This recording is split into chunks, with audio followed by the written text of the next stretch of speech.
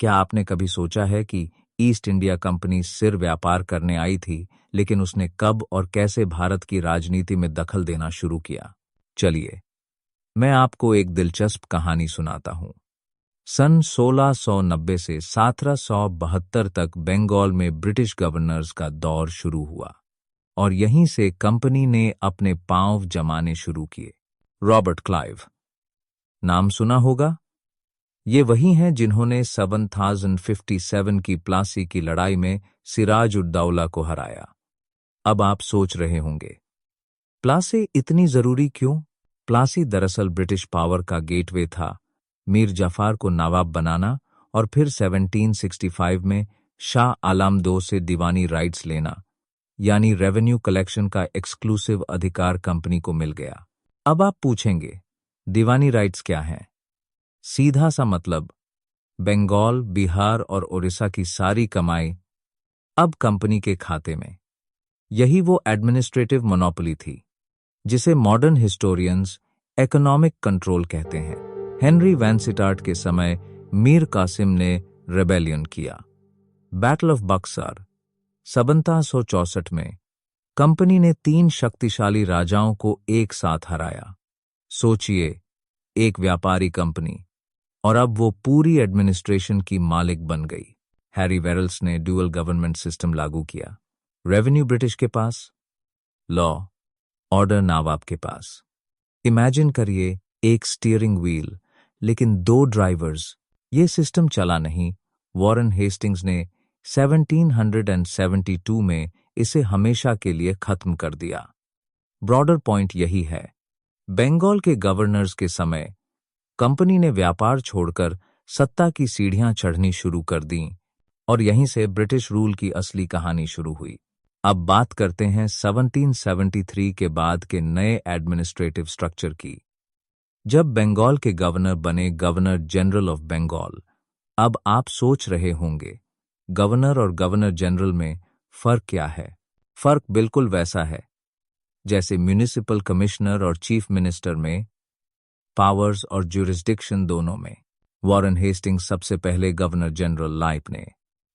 इनके समय कलकत्ता में सुप्रीम कोर्ट का गठन हुआ, यानी ब्रिटिश जस्टिस सिस्टम की पहली ईंट। साथ ही फर्स्ट एंग्लो मराठा वॉर और रेवेन्यू रिफॉर्म्स ने बंगाल की सामाजिक सांस्कृतिक तस्वीर बदल डाली। फिर आए लॉर्ड कॉर्नवालिस, परमानेंट सेटलमेंट लाए, जिसमें जामींदार्स को रेवेन्यू कलेक्शन का जिम्मा मिला। इसे आप लैंडलॉर्ड सिस्टम का ब्लूप्रिंट मान सकते हैं, जिसने रूरल बंगाल की इकोनॉमिक्स बदल दी। एक और technical term, civil service. Cornwallis ने एक ऑनेस्ट, मेरिट बेस्ड ब्यूरोक्रेसी खड़ी की और ब्रिटिश एडमिनिस्ट्रेशन को प्रोफेशनल बना दिया। लॉर्ड वेल्सली का सब्सिडरी अलायंस सिस्टम क्या था?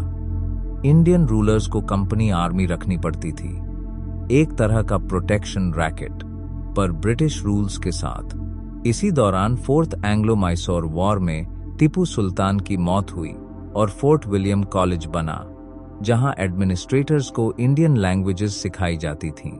लॉर्ड विलियम बेंटिंग के समय साती प्रथा का अबोलिशन, इंग्लिश एजुकेशन का प्रचलन और मैकॉलेज मिनट मॉडर्न एजुकेशन सिस्टम की नींव रखी गई।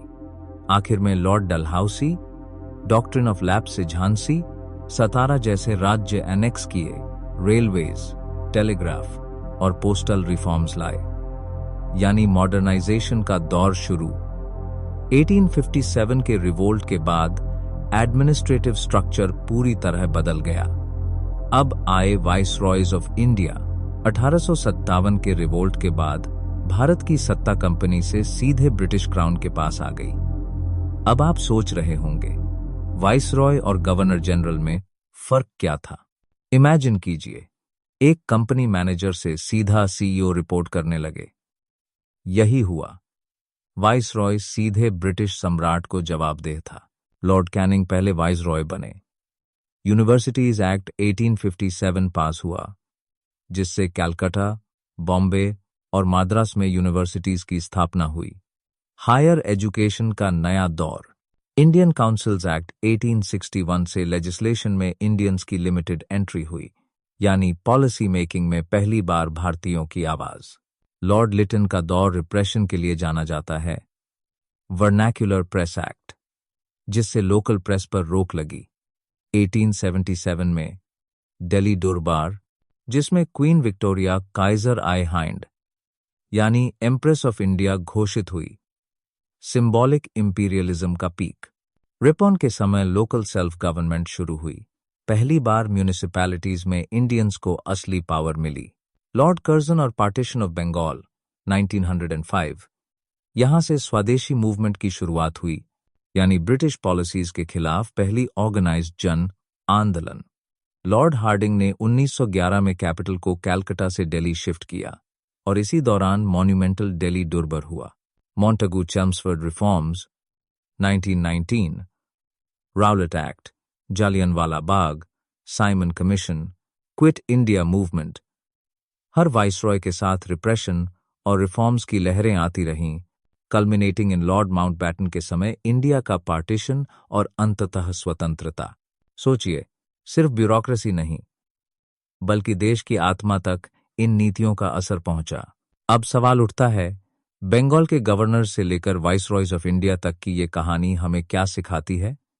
ये सिर्फ ब्रिटिश एडमिनिस्ट्रेशन का एवोल्यूशन नहीं, बल्कि मॉडर्न इंडिया की आर्किटेक्चर का ब्लूप्रिंट है। गवर्नर्स के टाइम पर शुरू हुआ एडमिनिस्ट्रेटिव कंट्रोल, गवर्नर जनरल्स के समय रिफॉर्म्स और मॉडर्नाइजेशन, और वाइसरॉयज के समय नेशनलिस्ट मूवमेंट्स की शुरुआत हुई। क्या आपने गौर किया? हर एडमिनिस्ट्रेटिव बदलाव के साथ इंडियन सोसाइटी की स्ट्रक्चर भी बदली। अब आप सोच सकते हैं, अगर ये ब्रिटिश रिफॉर्म्स नहीं आते तो क्या रेलवेज, टेलीग्राफ, सिविल सर्विसेज जैसी इंस्टीट्यूशंस भारत में बन पाते? हाइपोथेटिकली इंडियन मॉडर्नाइजेशन का रास्ता शायद और लंबा होता, लेकिन हर पॉलिसी, हर लॉ एक डबल एज सॉर्ड थी। एक्सप्लॉयटेशन और प्रोग्रेस दोनों साथ साथ चलते रहे। रिटोरिकल क्वेश्चन, क्या हम आज के रिफॉर्म्स में उसी कॉलोनियल माइंडसेट की छाया देखते हैं? दोस्तों, मॉडर्न इंडियन हिस्ट्री का ये सफर एडमिनिस्ट्रेटिव एवोल्यूशन से कहीं आगे है। ये हमारी आइडेंटिटी, इंस्टीट्यूशंस और एस्पिरेशंस की कहानी भी है। अगर आपको ये जर्नी पसंद आई तो जरूर सब्सक्राइब करें, शेयर करें और बताइए कि आपको सबसे इम्पैक्टफुल गवर्नर जनरल या वाइसरॉय कौन सा लगा। धन्यवाद। मिलते हैं अगले एपिसोड में।